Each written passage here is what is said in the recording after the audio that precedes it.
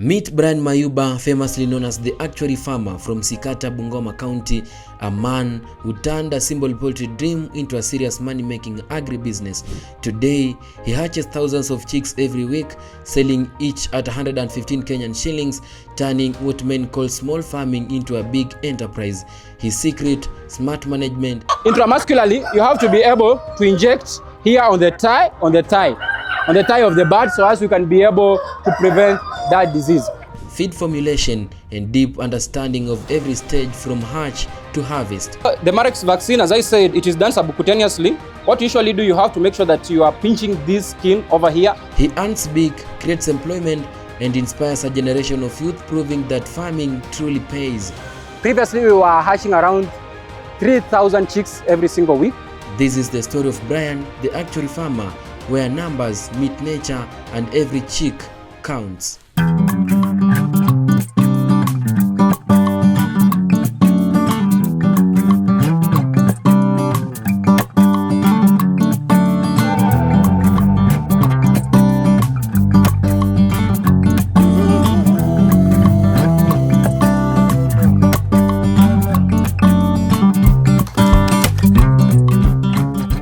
Brian combines the precision of numbers with the art of farming.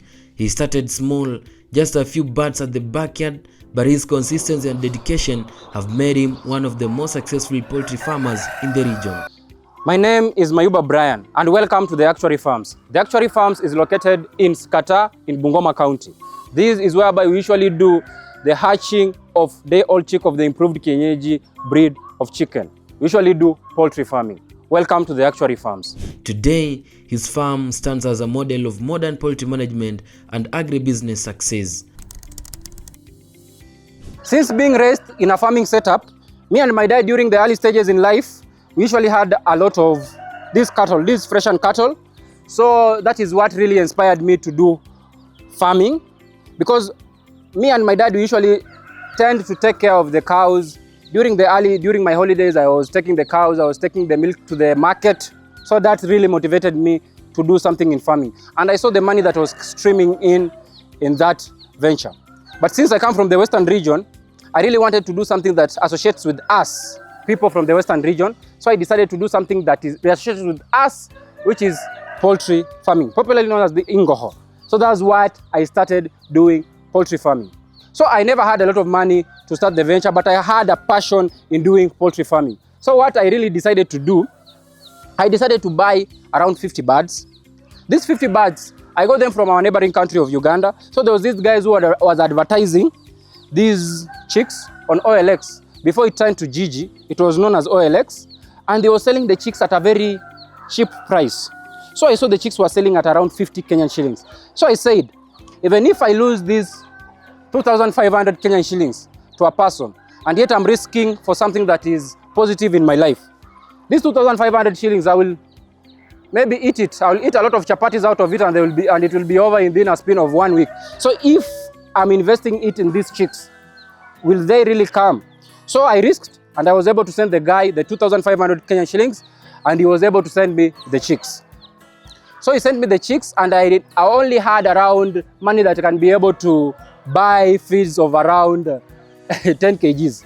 And remember, for these 50 birds, they should be able to eat around 40 kgs before they reach 1 month of age. So I was able to purchase the 10 kg first. Then after that, I was able to borrow some money, around 3,000 Kenyan shillings, so as I can be able to buy my first 50 kg bag. By then, a 50 kg bag was costing at around 2,300 Kenyan shillings. So I was able to buy that first bag with that amount of money that I had. So after I bought, I was able to rear the birds.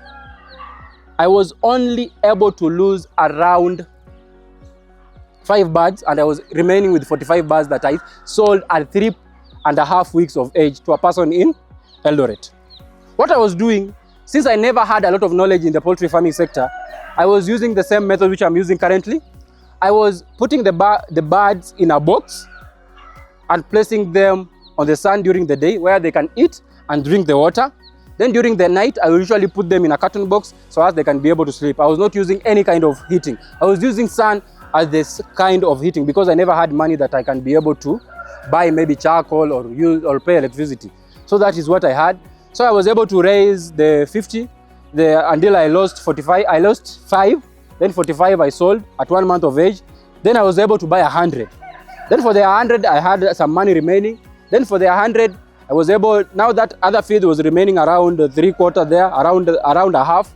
Then I was able to buy another 1 bag. Then I was able to raise this 100. For the 100, I was able to lose around 8 birds. I remained with 92, and I was able to sell the 92 birds. So I continued doing the same process because that's where a lot of money is. Because as we all know, cash flow is king. The faster you make money, the faster you are able to get rich at a very faster rate. So I was using whereby I was brooding for the birds for 2 to 3 weeks, then I was selling. 2 to 3 weeks, then I was selling. Then I came, because I was doing it in some sort of a cupboard. There was a very old house here, a very old shed.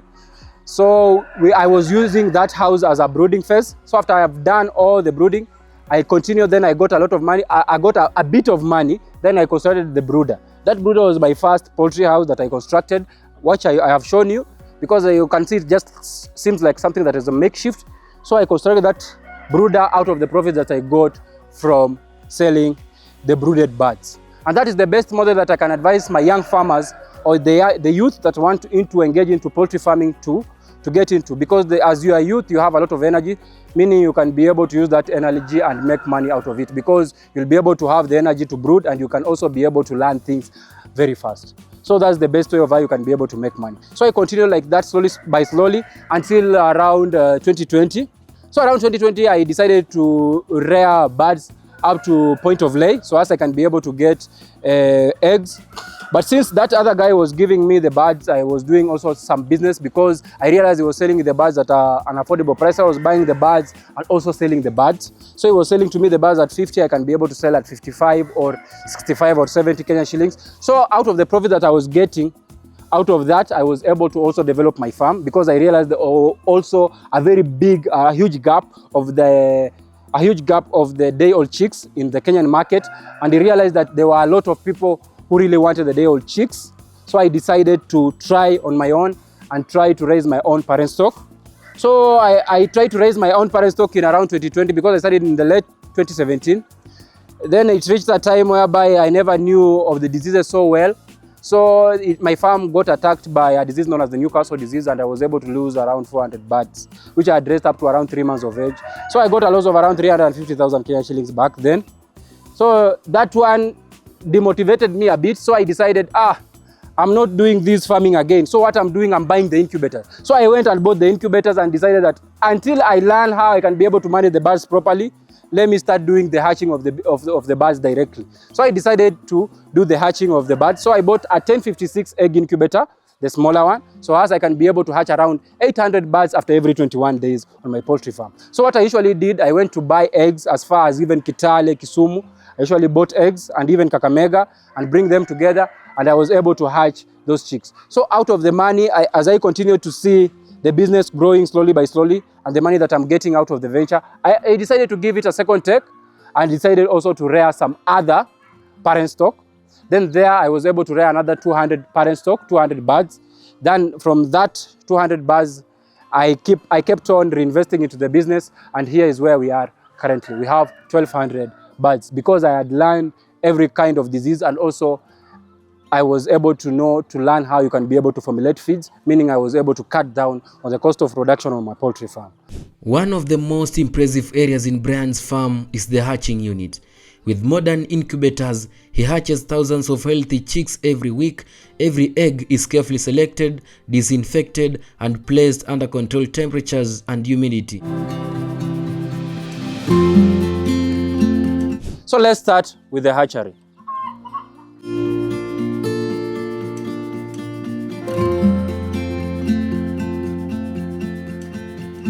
So here is our hatchery, where we usually do everything, meaning we usually bring here fertilized eggs so as we can be able to convert them to chicks. So first of all, what we have to do, you have to make sure that you have stored your eggs at a temperature between 17 to 20 degrees Celsius, so as we can prevent the embryo from developing. So that's the first thing that you have to do when you have gotten the eggs from the chicken house. Now you keep them here for a period of like 5 days before you set them into the machines. So before you set the eggs into the machines, first you have to be able to disinfect the eggs, then you should be able to fumigate the eggs before you set them into the incubator. Incubator is divided into two parts. First part is known as a setter, and the second one is known as a hatcher. A setter is whereby the eggs are kept for between day 1 up to day 18.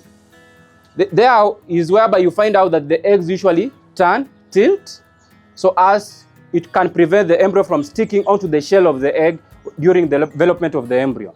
So this is our setter, and here is whereby we usually put the eggs for the first 18 days. Here are where the eggs are kept for the first 18 days. So here we have to have a controlled temperature. The best temperature for these eggs is between 37.5, that is the present temperature into the incubator, and also we should have around 55% humidity. That is during the first 18 days. And the egg should be able to tilt at 45 degrees like this, and also 45 degrees like this after every 60 minutes. That meaning is only after every 1 hour that the egg should be able to tilt. And for the disinfection of the eggs, before we have set them into the incubator, into the setter, as I said, we are doing that so as we can be able to prevent the microorganism and bacteria from developing on the eggs and preventing having a better hatch rate. That's why we have to be able to disinfect and fumigate the eggs before we set them into the setter. Here, this one is known as a hatcher. A hatcher now, we convert the eggs from day 18. Now what we usually do from day 18, we usually do something known as candling of the eggs, whereby you have to take a torch and light each egg in a very dark room so as we can see which eggs are fertilized and the ones that are not fertilized. So the ones that are fertilized, you end up finding out that when you light the torch on top of it, the light doesn't pass through. But the ones that are unfertilized, when you light a torch on top of it, you find out that you can be able to see the light passing through in a very dark room. So this one is our hatcher. And currently, as you can see, on our hatcher over here, we have chicks that have already started hatching, as you can see.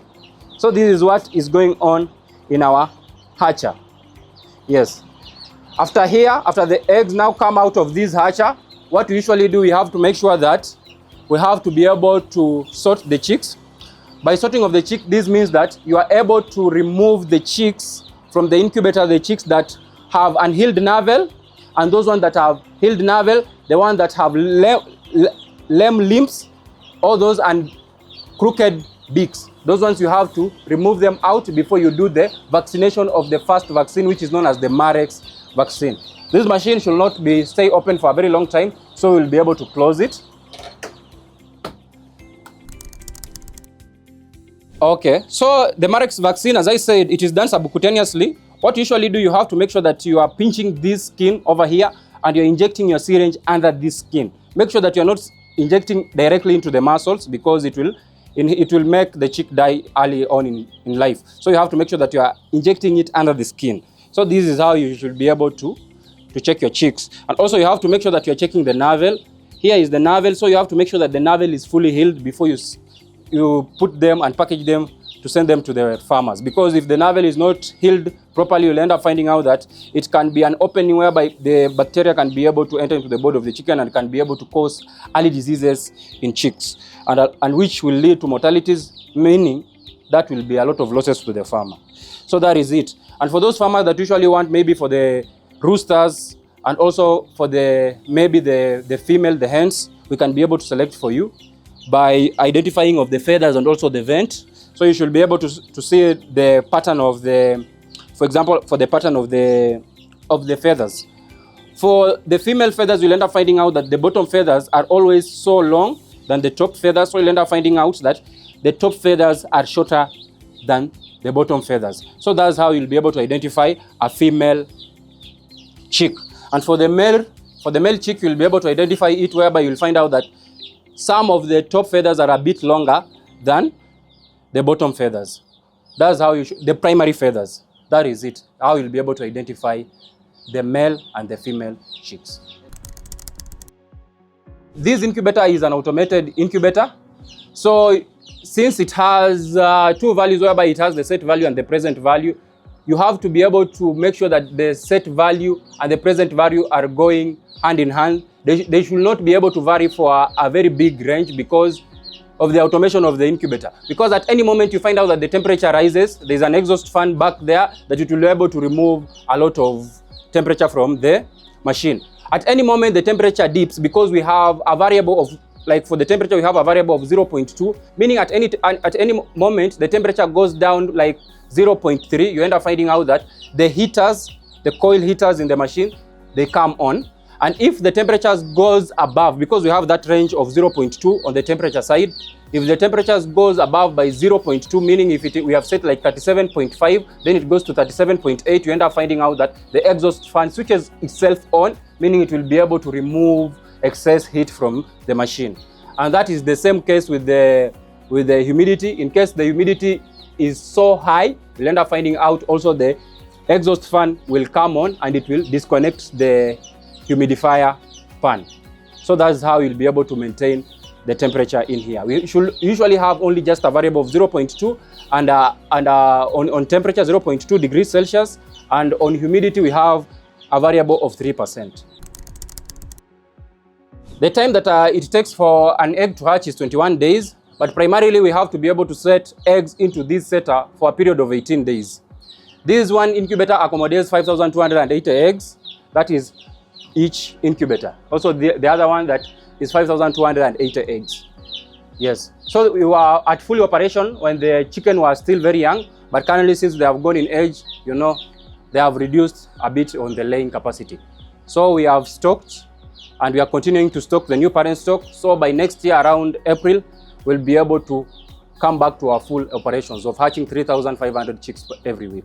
After hatching, the chicks are moved to the brooder section, a warm and well-controlled environment. Brian ensures that every chick gets enough heat, clean water, and balanced feed to grow healthy and strong. Proper brooding determines the success of the entire project, and here, nothing is left to chance. He monitors their feeding patterns, temperatures, and hygiene daily. So from here, if I haven't sold the chicks, or if there's a farmer who wants us to be able to brood for them the chicks, what we usually do, we usually take them now to the brooder. Yes, the brooder is whereby we usually mimic the conditions whereby a chicken usually takes care of the birds in these artificial ways of how we can be able to mimic it, and then we come up with the best environment and best humidity and the best feeds and the best water that we can be able to give to our birds, the best care. So there is whereby we usually do the caring of the day-old chicks up to 1 month of age. Now let's go to the brooder and see where the magic happens. So this is my brooder. You can see the height. The height is very short because we want to be able to have a controlled temperature in that brooder. So that's so different with the poultry house. The poultry house should be so high, around a minimum of around 7.5 feet. But a brooder can be as low as 5 feet. This one is around, I think, around 6 feet maximum. Even as you can see the height, I'm very tall, so I can't be able to stand up properly. So here is the brooder. What you have to do before you put these chicks into this brooder, now you have to do something known as the brooder preparation. The brooder preparation, first of all, you have to make sure that we are using these plywoods over here, as you can see them. These plywoods, you have to make sure that you are making something that is cylindrical or oval in shape, so as we can be able to prevent chicks from crumbling in one corner. One case can be if they are startled. Second case if they are feeling a lot of cold. If the chicken are feeling a lot of cold, they can be able to huddle themselves in one corner, and that can lead to suffocation, whereby they will be stumbling upon each other because other birds will be suffocated and they will die. So you'll get a lot of mortality during the early stages in life.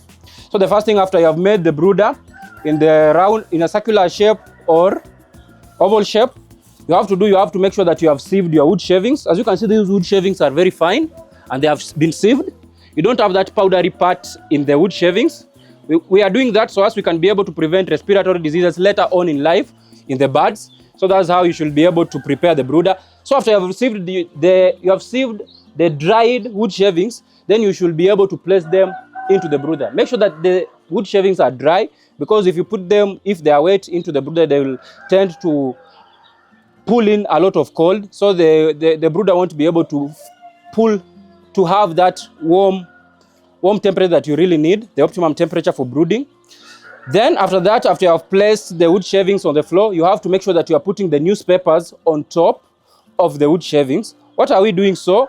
We are doing so, why are we doing so? We are doing so as we can be able to prevent the birds from pecking on the wood shavings, because these birds are so young and in their crop, they don't have something known as grit that can be able to grind the wood shavings. So if they end up eating the wood shavings will end up being stuck in the digestive tract of the bird, and that will lead to mortalities early on in life because it won't be able to be digested, and it will be able just to pierce the crop of the chick. So that's why we should be able to put the newspaper on top. Then after that, we have to be able to preheat our brooder. So during the preheating of the brooder, there are two major heat sources that you can use. One, you can use the brooder post, which I'm currently using, which I highly advise. The second one is you can either use the brooder bulb. The brooder bulb or the brooder pot. Other farms which are so advanced, they end up using the gas brooder. But currently what I am using on my farm is that I'm using the charcoal brooder. Why am I advising that the use of charcoal brooder is way better than the use of the brooder bulb, the electric brooder bulb? One is that in case you have a major blackout during the night, you may end up finding out that your brooder doesn't run out of heat, because if you have a major blackout and maybe it's the middle of the night and you are asleep, then you can end up finding out that maybe the lights can go out like for a period of 3 hours, and maybe when they come on, the brooder may have attracted a lot of cold, and you may find out that the chicks have huddled against each other and they may have caused a lot of suffocation. So that's why I highly encourage you can use a gas brooder or a charcoal brooder. And also another disadvantage of a gas brooder is that if you're using a gas brooder and also the gas decided to go out at around 11 p.m. in the night, then you'll be left in a limbo. How will you be able to heat your chicks till morning? So the charcoal brooder is the best. So we have to be able to preheat the brooder 2 hours before we place the chicks into the brooder. So we preheat the brooder using those methods that I've said. Then we are able now to bring the chicks. Before now we place the chicks into the brooder. Now the last thing that we have to do, we have to make sure that we are putting water into the brooder. And the water we are putting into the brooder has to have 4 things in common. First, we have to make sure that in 20 liters of water that you are mixing, I'm using a ratio of 20 liters of water. You can be able to divide if you are rearing a small number of birds, and you can be able to come up with the right rations. If you are using 20 liters of water, you'll use 300 grams of glucose. You'll use 30 grams of chick formula. You'll use 30 grams of a multivitamin, and also you'll use 100 ml of liquid paraffin. So those are the things that you have to be able to put into the water, into the drinking water, before we place the chicks into the brooder. And after we have brought now the chicks, now they are here, we have to make sure that we are checking each chick and placing its beak. Okay? We are taking each chick and placing its beak into the water as we count our chicks. We have to make sure that we are doing that so as we can be able to introduce the chicks to the water, so as they can be able to understand that this is water, so as they can be able to drink it for the next 2 to 3 hours before we introduce any kind of feed. If you introduce feed before you put water into the brooder, you'll end up finding out that you'll have some sort of early mortalities, and you'll also end up having something known as pestibat, whereby you'll find out that there's a lot of poop sticking out of the vent. Now the vent is over here where the chicken usually poops. So you'll end up finding out that this place is clogged.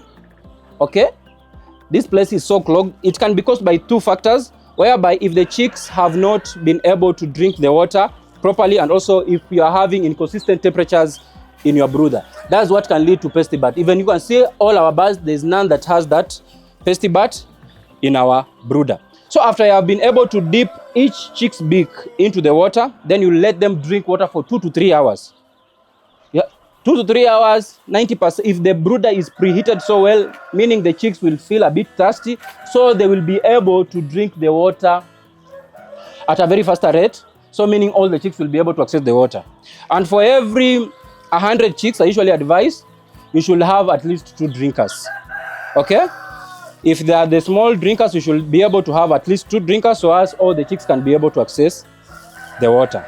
So after that, then after the 2 to 3 hours, then you can be able to introduce the feeds in the brooder. So they will continue, you'll continue having that each and every day, whereby, so during the, like after every 24 hours, you have to make sure that you are changing the water and you are washing the drinkers and the feeding trays. Yes, so after that, you'll just continue with the same process each and every day until whereby you will reach day 7, whereby you'll have to do something known as the first vaccination, now the oral vaccination, which is known as the Newcastle vaccine. Then after that, then we'll go to day 14, whereby we will do the Gumboro vaccine, which is also, you can do it directly in drinking water, but you have to make sure that you're using drinking water that doesn't have chlorine in it, because if it has chlorine in it, that is a live virus. It will be able to eliminate the live virus before you give it to your birds. So you have to make sure that you're using fresh water if you're giving the vaccine through drinking water. You can decide to do eye drop or drinking water.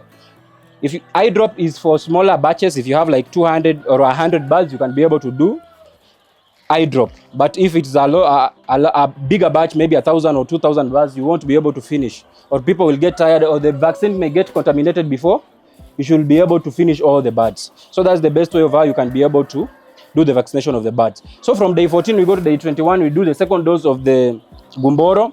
Then on day 28 we have to do something known as the booster vaccine, which is the Newcastle booster, which is the Lesotho strain.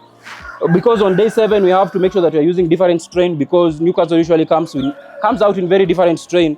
So if you are not changing the vaccine, you may end up finding out that you are only vaccinating using one strain and they may be attacked by a different strain of the same Newcastle disease. So that's how you should be able to brood the chicks in the brooder. And this newspaper, you should be able to remove them at day 5.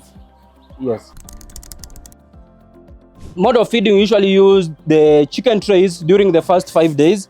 Then after that, we usually start to introduce the feeders gradually. We don't just remove all these trays, then we put these feeders directly. What we usually do, we have to make sure that we are giving it gradually, because other birds haven't known yet the feeders. So we have to make sure that we are giving it like gradually. Like we start to change gradually. And the feeding, we have to make sure that from day 1 up to week 8, you are feeding your birds on chick mash. Then from week 9 up to 5% of your birds laying, you have to switch to growers mash. Then from there, you can switch to layers mash. So me, as my model works, what I usually do, I usually only brood birds up to 1 month of age. If I'm brooding for a client, if they have reached 1 month of age, I usually sell them off. But currently, as for these ones, since they are parent stock, these ones now, they will go to the next stage whereby I'll be able to raise them up to mature birds, whereby they will be able to produce the eggs on my farm, the eggs that we are using for hatching. So there is the difference. But if you are just raising here, they can go into an open pen where they can just stay freely because they won't need any kind of heating. As the chicks mature, they are transferred to the main poultry house. This is where Brian keeps his layers for egg production and breeders for future hatching. The design of the structure allows enough ventilation, spacing, and cleanliness to maintain healthy flocks. The birds here produce fertile eggs for hatching, making the project fully self-sustained. So guys, let's now go to where the eggs are usually produced, so as they can be hatched and so as we can get chicks out of them. Now let's go to the parent stock house. So guys, welcome to the Actuary Farm's parent stock house. Now let's get in. So before you get in, you have to make sure that you are disinfecting your feet before you get into the parent stocks house, because this is a huge investment and you have to be able to protect it. So this is the parent stocks house. Here you can see we have 2 kind of sexes, whereby you have the roosters and also we have the hens here. So these roosters usually mount on these hens, and so as they can be able to give us fertilized eggs. Unlike other places whereby you find out that if a person is raising, for example, the layers don't need roosters so as they can be able to give you eggs. That is a myth that I want to demystify. The layers chicken can be able to lay eggs without having a rooster. So, and here you can be able, the only problem is that you will only be able to get eggs, which are known as the table eggs, meaning you won't be able to get fertilized eggs out of the batch.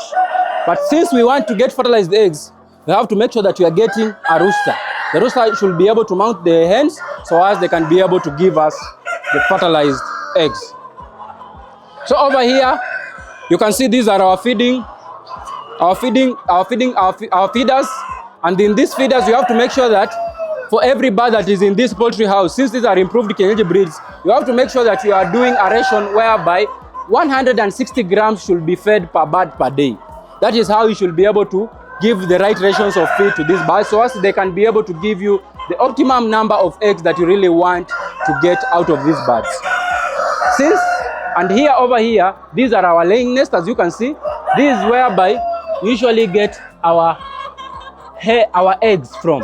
So here you can see even this hen, has just laid its egg currently. This one is still very warm. It has just been laid just the right moment. So that is what usually happens in these laying nests. Yes. So you have to also make sure that you are constructing a laying nest that is 30 centimeters by 30 centimeters by 30 centimeters deep, meaning it's 30 centimeters cubed of the laying nest, so as you can prevent a lot of chicken from getting into the laying nest and breaking the eggs and scrambling in one laying nest. So that is what should be done when you're constructing such a laying nest. Though these ones, you see these chickens are very aggressive, so they have been able to break open, but we'll be able to repair it when the next batch comes on. Because these chickens have been able to lay for a period of almost, now they are around 2 years of age, so they have been able to lay for a period of around 1.5 years. So I think they are very tired, and we should be able to phase them out as the new parent stock is coming in. Yes. So that is it as our poultry house, and what we are using the automatic drinkers, because for every 1 gram of feed ingested by a bird, you end up finding out that it's taking between 2 grams to 3 grams depending with the weather. So you have to make sure that you have an automated system if you are rearing a lot of birds, so as you can make sure that the birds are getting water, because heat stress is the biggest problem to most farmers, because you'll end up finding out that most farmers can get a lot of losses or huge losses if their birds get to be hit by a heat stroke. So you have to make sure that you are giving enough water to your birds. If you're able to do that, then you'll be able to maintain high levels of bird maturity and high production in your eggs. And you also have to remember that the egg usually consists of around 90% water, so you have to make sure that your birds are drinking enough water. And for these birds, since they are a parent stock and we want them to be able to give us many eggs during the day, you have to make sure that you are feeding them very early in the morning. So these birds, they should be fed around 5:30 in the morning, because around 6 to 6:20 in the morning, that is when the egg of the following day is usually formed. So you have to make sure that you are giving your birds feed very early in the morning. So when the other egg for the following day is being formed, it has to find feed in the stomach so as it can be able to form the egg properly. So as you don't get very small eggs that are coming out of the chicken, because maybe you have fed them very late. So if you want to have a higher production in your birds, you have to make sure that you are feeding your birds very early in the morning. That's why we have these lights in this poultry house. So the type of feeds that we usually give to these birds are known as the layer feeds, and the feeds we usually formulate them on our own poultry farm, because we ended up finding out that when you're purchasing these feeds and you're doing poultry farming, you end up finding out that you have very thin profits, so you won't be able to have a sustainable poultry farming venture in the long run.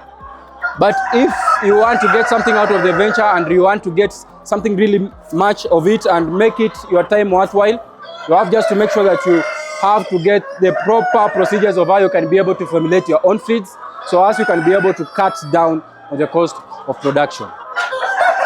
On our poultry farm, we also produce our feeds and also sell to farmers. But the only thing that we usually make sure is that if you are making your own feeds, you have to make sure, because we usually make sure that you have the enough crude protein. Like for example, for the grower's mash, it has to have a crude protein of around 14%. For the layer's mash, it has to have a crude protein of around 16.5%. And for the chick mash, it has to have a crude protein of around 18.5%. So a poultry structure should be constructed, like on the bottom floor, it should be constructed at least 8 feet high, so as we can have proper aeration into the poultry house, so as we don't have a lot of heat. So this is so different with the chick brooder. The chick brooder should be short, so as it can be able to use less charcoal, for example, if it's for heating, so you use less material in heating of the brooder. But here we have to have a very high roof, a minimum of 8 feet, as you can see. I'm around 6 feet and 6.5 feet. So here above here is like 1.5 feet. So as we can have proper aeration. And on the construction of the outer walls, you have to make sure that you're constructing only 2 feet from the ground and using wire mesh on the rest of the structure. Meaning, for the 6 feet is pure ventilation, and on the 2 feet, you are using the bricks or the machine cut stones. Why are we doing this?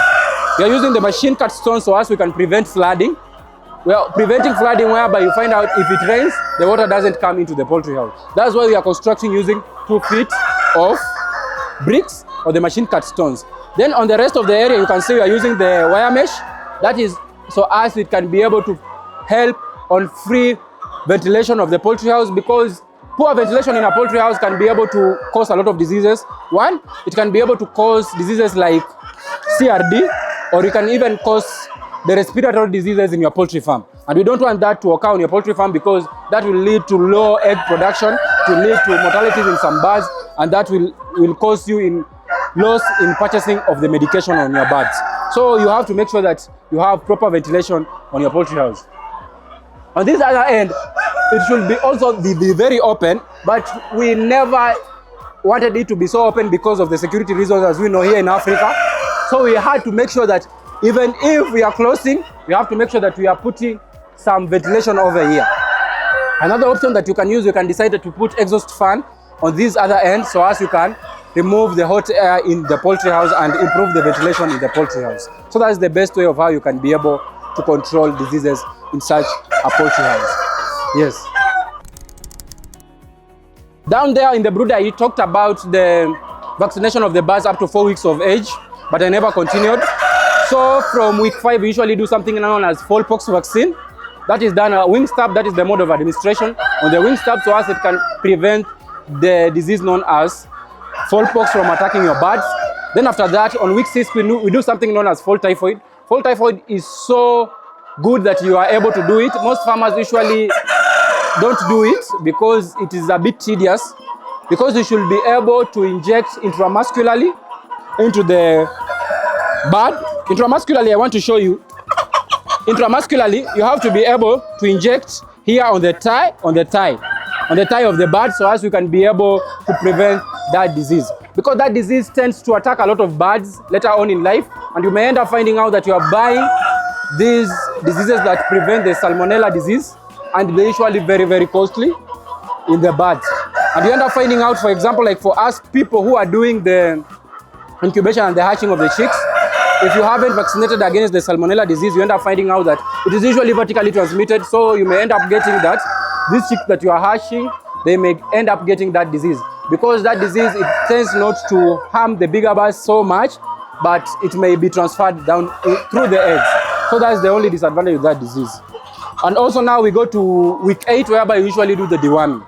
Okay, so we have done the Newcastle at day 28. So you have to make sure that you are counting 45 days from that day 28, so as you can be able to do another vaccine for Newcastle disease. Newcastle disease is the most deadliest disease that can attack any poultry farmer. So you have to make sure that after every 45 days, you do a vaccine of the Newcastle disease, so as we can be able to prevent the Newcastle disease from attacking our poultry farm. And as I said, the Newcastle disease has different strains, so you have to make sure that you keep on cycling the strains. You can do the B1 strain, you can do the F strain, you can do the Lesotho strain. So you keep on doing with the circulating the strain, so as you don't end up getting the virus attacking your poultry farm. So according to these birds, since how they are bred, so their genes are so different, so they don't have that brooding factor. But you'll end up finding out like 5% of them, they have that brooding factor, but they are very bad brooders. So you'll end up finding out that even if you find out that one wants to brood the eggs, they will want to sleep on the eggs, but they only sleep for the eggs for around 5 days. Then they will stop sleeping on the eggs. So if they stop sleeping on the eggs, meaning they will have destroyed the eggs. So we realized that due to the genes of the birds themselves, the improved kienyeji breed of chicken, they don't have that aspect of wanting to brood the eggs on themselves. So that is an advantageous for a person that is doing it as a business, because when a chicken broods the eggs, they usually waste time. If they are brooding the eggs for 21 days, sleeping on the eggs, they are not laying. They want to raise the chicks for a period of like 2 months. Now meaning in a period of like 3 months in a year, like even not in a year. In a year, they may brood like 2 or 3 times. So like approximately like 9 months in a year, they are doing the brooding phase, whereby they are brooding and taking care of the chicks. So if you want to become profitable and make money out of the venture, this is the best breed that you can rear, because they don't sleep on their eggs. You have just to buy the incubator, then they continue giving you eggs. You just take the eggs and put them into the machine, and they give you a lot of chicks. A lot of chicks will turn to a lot of money, because you will sell the chicks and get a lot of money out of the business. Or you can decide to sell the fertilized eggs and also get a lot of money out of the business. And you know, fertilized eggs are 2 to 3 times the price of the local eggs, because the local eggs usually go at 450 The improved Kenyeji breed of chicken, these fertilized eggs, 900 is the minimum price. So this is the best way that you can be able to go, because according to their genetics, they don't sleep on their eggs. So in poultry farming, there are a lot of ways of how you can be able to manage the birds. First of all, you have to learn something known as preventative medication. Preventative medication is whereby you usually use organic treatment so as we can be able to prevent diseases from attacking your poultry farm or the poultry birds earlier on in life, or even as they grow up. Why do you usually do so? Because prevention is way better than cure, because you'll end up finding out that you're using the minimal amount of money in the purchase of those organic products. For example, if you want to be able to manage and control the CRD, you'll end up finding out that you can be able to use the pawpaw leaves mixed with the aloe vera, mixed with ginger and garlic. Then you can be able to prevent the respiratory diseases early on in life. Secondly, the same thing, the pawpaw leaves, the aloe vera, ginger and garlic mixed can also be able to prevent coccidiosis with the birds. That is the benefit of the organic treatment, because you are using one thing to kill, like you're using one stone to kill two birds.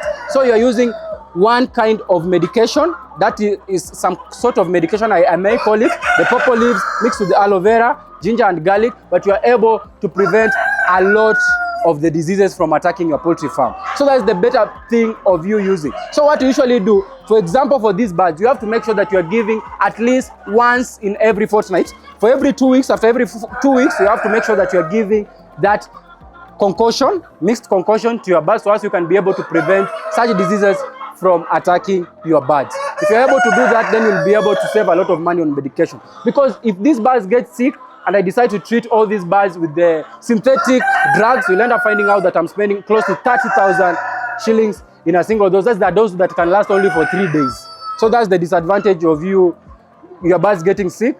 So it's better you'll be able to prevent the disease from attacking your birds before they get sick. So currently, we have downscaled our operations.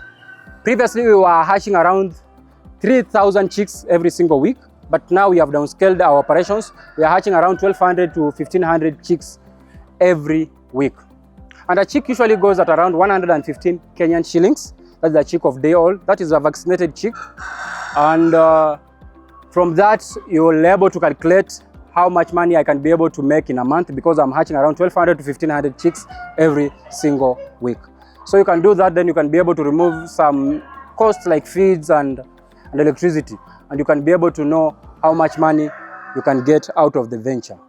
To cut costs and maintain feed quality, Brian makes his own feeds right here on the farm. He understands the science behind feeding, from starters, growers to layers, ensuring every bird gets exactly what it needs. This not only reduces costs, but also improves productivity and profits. So what I did, I decided that I should be able to cut down on the cost of feeds. I tried in the first time till I came up with the right formula. So my first machine is a very small machine. Let's come and see it. The first machine that I bought, when I was doing the 200 birds, so I bought a very small machine. So this was my grinder over here. This was my grinder. As you can see, this very small machine, this was my grinder that I was using to grind the maize, so as I can be able to get the broken maize out of the maize. So I realized as I was scaling up, I started with this. This was around, I think, 25,000 Kenyan shillings by then. I don't know now what is the price. So it was around 25,000. So I was using this to grind the maize. Then after this, I was using spades to be able to mix the feeds. Since we are starting out, you have to make sure that you are saving money. You don't put a lot of money on the infrastructure part of the business. You have to make sure that you are putting a lot of money in the stock, because you want to get money out of the business. So we were able to purchase these, and I was able to mix using the spades.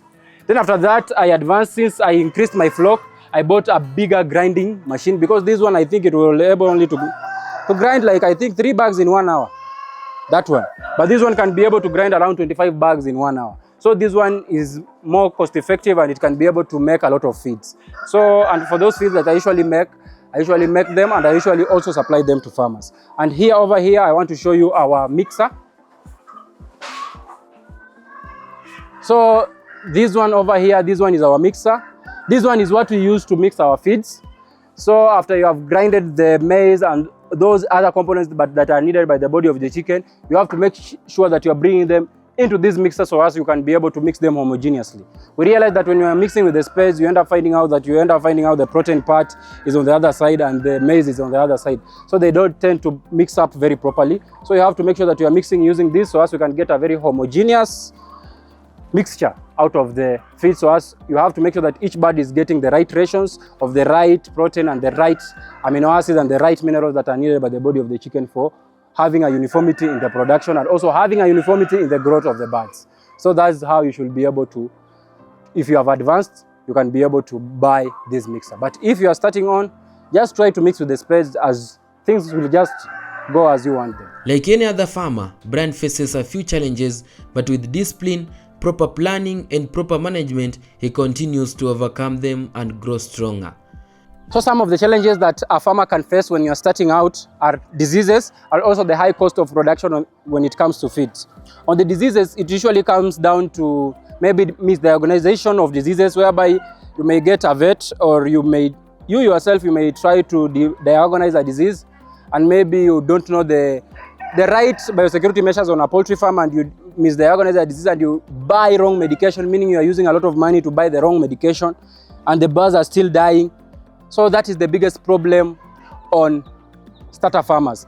The Actuary Farmer is reaping big, not just financially, but also by empowering other young farmers. So the best advice that I should give to starter farmers when you want to be able to start a poultry farm or any kind of poultry business, you have to make sure that you are getting the right knowledge first before you start any kind of poultry farming business, because you'll be able to prevent the diseases, because as I said, the preventative measure is the best way of how you can be able to prevent diseases from attacking your poultry farm, and also misdiagnosing of diseases, which can lead to mortalities, and also lead to mortalities, meaning you are losing a bird that you have used money to feed it, okay? And also you are losing money on purchasing of drugs that are not meant to be able to treat that kind of disease. So that is one of the biggest problems on farmers. The second one is the high cost of feeds on farmers.